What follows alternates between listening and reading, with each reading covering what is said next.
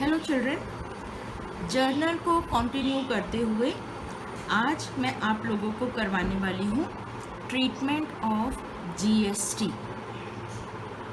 I hope you all must be knowing the full form of GST, that is goods and service tax.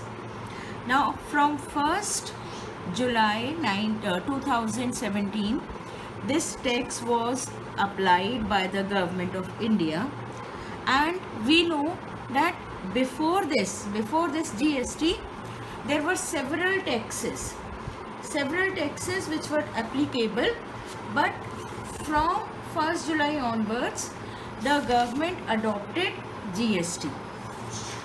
सारे taxes जो state governments लगाती थी, जो central government लगाती थी, जैसे excise duty, service tax, central sales tax, या state government लगाती थी जैसे octroi, purchase tax, entertainment tax, VAT etcetera, उन सब की जगह पर लगा दिया गया ये GST, common tax under the system of one nation one tax. अलग अलग टाइप की गुड्स के लिए अलग अलग रेट्स ऑफ जीएसटी लगाए गए। उस समय जो टैक्स लगाए गए वो था एग्जेम्प्टेड, मीन्स जिन गुड्स पर कोई टैक्स नहीं, यानी 0% tax, then 5% tax, 12% tax rate, 18% tax rate and 28% tax rate. Time to time इनमें चेंजेस आते रहे हैं ओवर द पीरियड। कभी कुछ गुड्स को 28% से हटाकर 18% में लाया गया, 18% से 12% में, तो ये चेंजेस चलते रहे हैं। लेटेस्ट चेंजेस इसके अंदर आए हैं कि 2 और स्लैब्स इसमें इंट्रोड्यूस की गई हैं between 0% and 5%, and those two slabs are 0.25% and 3%. But I am not going to go into the details of GST tax rates, क्योंकि हमें करना है accounting treatment of GST। Tax rate जो भी होगा that will be given to us, तो we are not concerned about it। हमें GST को कैसे ट्रीट करना है, as I told you, goods and service tax है। जब भी परचेज या सेल्स की ट्रांजैक्शन होगी उस पर जीएसटी पे किया जाएगा। पे करने वाला कौन होगा? पे करने वाला होगा बायर, जो कि पे करेगा सेलर को। तो in case we are the buyer, यानी we are purchasing the goods or services, then we will be paying the GST. When we pay GST, it is called input GST. When we pay for the purchases, ये input GST हमारे लिए asset बन जाता है ना। Basic purpose आपको थोड़ा सा समझा दूं जीएसटी का क्या है, कि जैसे सपोज करिए हमने रॉ मटेरियल परचेज किया, हमने उसको परचेज किया at the rate of ₹100 per unit. GST का रेट है 12%, तो 100 रुपीज़ पर 12 रुपीज़ का हमने जीएसटी पे किया। इस प्रोडक्ट को मैन्युफैक्चर करके हमने बड़ा प्रोडक्ट बनाया, और उस बड़े प्रोडक्ट को बनाकर फिनिश प्रोडक्ट को हमने 1000 रुपीज़ पर यूनिट के हिसाब से बेचा, तो हमें 1000 पर 12% जीएसटी मिलेगा, यानी 120। ये जो हमने पेमेंट परचेज के टाइम पर 12 रुपीज़ का जीएसटी पे किया होगा, अब जो हमने 1000 रुपीज़ का जीएसटी कलेक्ट किया है उसमें से माइनस करके हम नेट अमाउंट गवर्नमेंट को देंगे। ये इस जीएसटी का पर्पज़ है। मेन यही पर्पज़ है कि किसी भी वजह से एक प्रोडक्ट अगर अलग अलग स्टेजेस में वो बार बार सेल होता है, पहले रॉ मटेरियल, फिर सेमी फिनिश प्रोडक्ट, फिर फिनिश प्रोडक्ट, फिर और आगे, तो उस पर बार बार जो टैक्स लगे वो टैक्स हर बार गवर्नमेंट को ना दिया जाए, गवर्नमेंट को सिर्फ डिफरेंस का टैक्स दिया जाए, वरना एंड तक जाते जाते मल्टी टैक्स हो जाता है। तो ये इनपुट जीएसटी जो हमने पे किया, this is treated as an asset कि हमने एडवांस में पे कर दिया है, और जब हम रिसीव करेंगे सेल के टाइम पर, when there will be sale of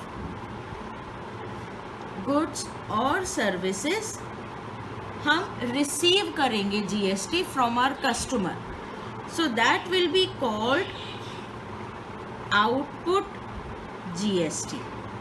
We will receive this GST, and this receipt of GST will become our liability towards government.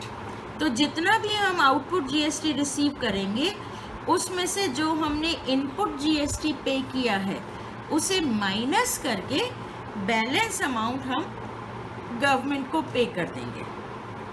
This is what is the treatment of GST. अब इसको कैसे accounting में करते हैं, इससे पहले हम कर ले categories of GST.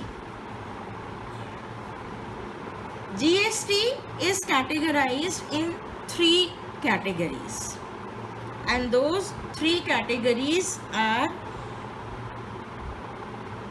central GST, state GST and integrated GST.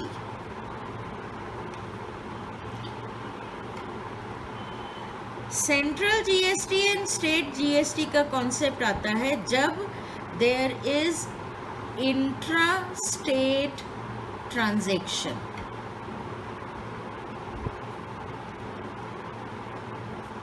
Intra-state transaction means when the buyer and seller both belong to the same state. जब एक ही स्टेट के अंदर बाइंग और सेलिंग की एक्टिविटीज़ हो रही है तो उसको कहा जाता है इंट्रा स्टेट. यानी हम दिल्ली को बिलोंग करते हैं और हमारा सेलर जो है जिससे हम परचेज कर रहे हैं goods, he also belongs to Delhi, then it is called intra state transaction. और इंट्रा स्टेट ट्रांजेक्शन में हम सेंट्रल एंड स्टेट जीएसटी देंगे. अब क्वेश्चन आता है सेंट्रल जीएसटी और स्टेट जीएसटी क्या हम डबल डबल देंगे? No. Whatever be the rate of GST, suppose करें हमारा जो भी प्रोडक्ट है जिसे हम परचेज कर रहे हैं उस पर 12% का जीएसटी का रेट है, तो ये 12% सेंट्रल जीएसटी और स्टेट जीएसटी में हाफ हाफ हो जाएगा. यानी इस 12% का half 6% will be assumed to be central GST and 6% will be taken as state GST. तो जो भी रेट है ये रेट फाइनल है, इसका डबल नहीं लगेगा, इसी रेट का आधा आधा डिवाइड हो जाएगा between the center and the state. And when the transaction is interstate,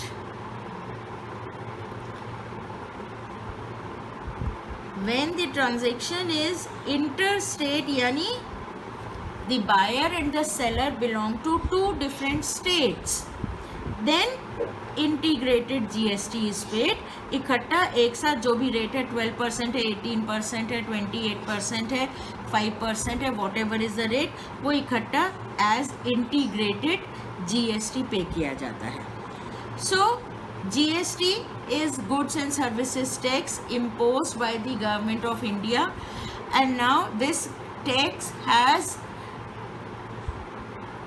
eradicated all other taxes from the list of all other indirect taxes from the list of buying and selling, from the list of trade. Now we come to the accounting treatment.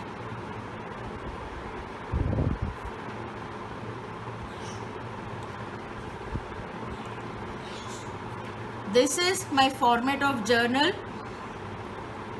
Date, particulars, ledger folio, debit amount and credit amount. Now first let me take the example of the transactions which are intrastate, yani within the state. So for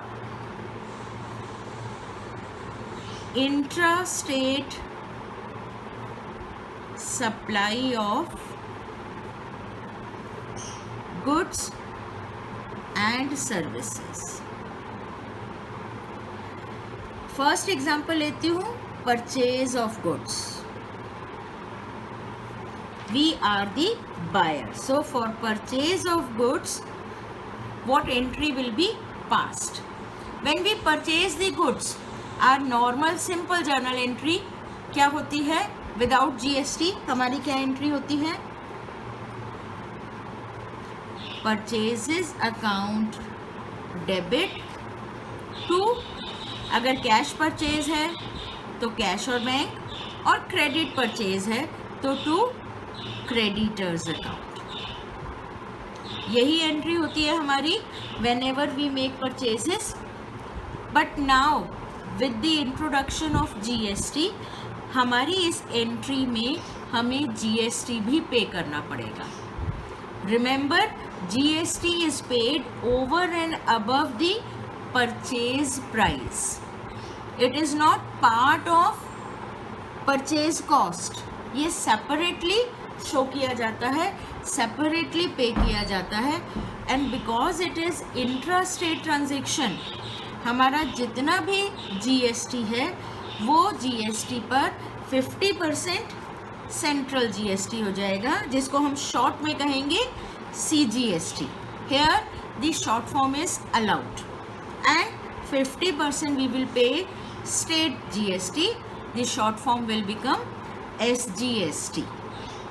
and क्योंकि हम purchase के साथ पे कर रहे हैं, purchase के अंदर हमारे GST का नाम क्या होता है? Input GST। तो परचेज के साथ हम क्या करेंगे? Input CGST account debit and input SGST account debit. For example, अगर मैं 10,000, मैं यहाँ पर पेंसिल से लिखूँगी क्योंकि ये नोट्स जनरल नोट्स हैं, तो उसके अंदर मैं पेन से अमाउंट नहीं लिखूँगी, जनरल नोट्स लिखने के लिए। सो अगर हमारी परचेजेस 10,000 रुपीज़ की हैं और हमारा GST का रेट से 12% है, तो 10,000 का 12% हुआ 1,200 रुपीज़। हम 1,200 का हाफ 600 रुपीज़ इनपुट CGST में डेबिट करेंगे और 600 रुपीज़ हम इनपुट SGST में डेबिट करेंगे, और हमारा पेमेंट या क्रेडिटर हो जाएगा 11,200 का, being goods purchased. Then the second example for sale of goods. Sale of goods के लिए हमारी क्या एंट्री होती है? नॉर्मल एंट्री होती है बैंक अकाउंट और debtors account debit to sales. But जब हम सेल करेंगे तो अगेन हम अपने कस्टमर से सेल का GST कलेक्ट करेंगे, और जब हम GST कलेक्ट करते हैं, GST रिसीव करते हैं, तो that is called output GST, and this will be to output. We are assuming intra state transactions to output CGST account to output SGST account, being goods sold. So whatever be the rate of GST, उसका 50% central GST को चला जाएगा, 50% state GST को चला जाएगा। Now goods हमने purchase की है, तो there is a possibility that goods might be returned also. जब हम गुड्स रिटर्न करेंगे तो हमारी एंट्री होगी creditors account debit to purchase return. Now what about this GST? जब हम गुड्स रिटर्न कर रहे हैं तो फिर जीएसटी का क्या किया जाएगा? हमने देखा है हम डेबिट करते हैं इनपुट जीएसटी, क्रेडिट करते हैं आउटपुट जीएसटी। तो हम इस जीएसटी को क्या करें, यहाँ पे क्या करेंगे? जब हम गुड्स रिटर्न कर रहे हैं तो वो गुड्स रिटर्न कर रहे हैं जिन्हें हमने परचेज किया था, वो गुड्स जिन्हें हमने परचेज किया था, जिन पर हमने इनपुट जीएसटी पे किया था। तो अब रिटर्न करते समय हम वही इनपुट जीएसटी को कैंसिल करेंगे, हम आउटपुट जीएसटी क्रेडिट नहीं करेंगे, रादर इनपुट जीएसटी को ही कैंसिल करेंगे। तो कैंसिल करने के लिए हमें क्या करना पड़ेगा? हमें इस इनपुट सीजीएसटी और इनपुट एसजीएसटी को क्रेडिट करना पड़ेगा। So to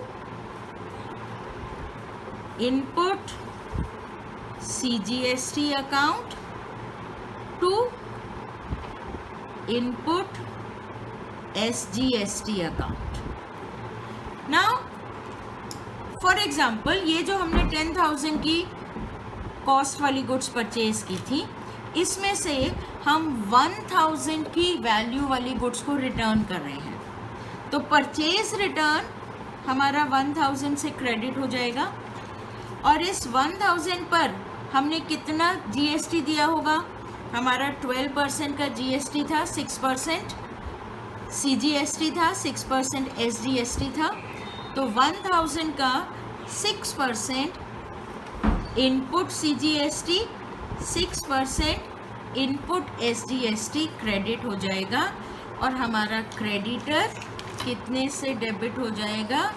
1,120 for the total amount of GST, क्योंकि जीएसटी फिर कैंसिल किया जाएगा, यानी जितना हमने जीएसटी पे किया था, अब अगर हम गुड्स रिटर्न कर रहे हैं तो वो जीएसटी अब कैंसिल हो जाएगा।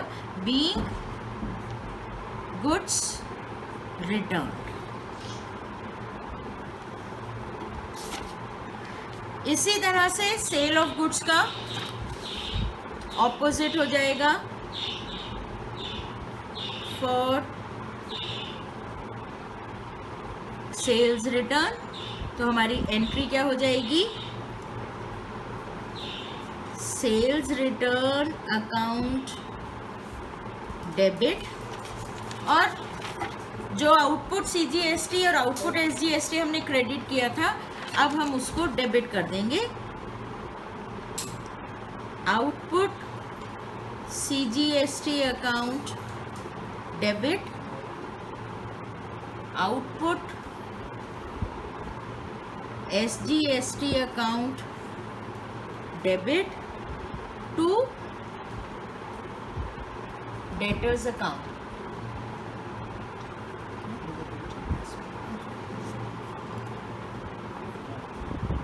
Being sales returned.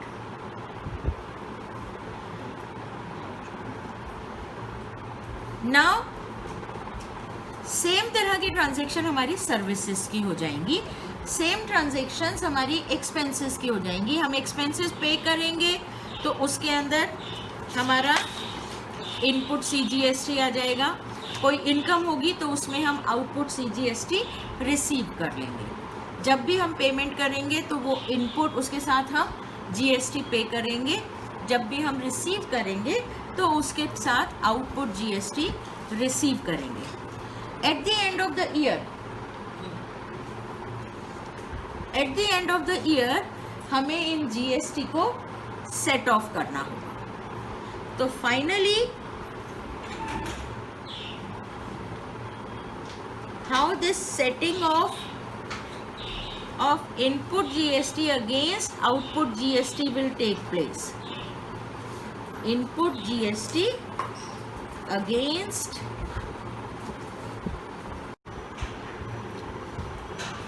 Now finally, how this input GST is set off against output GST. Now हमें कैंसिलेशन करना है।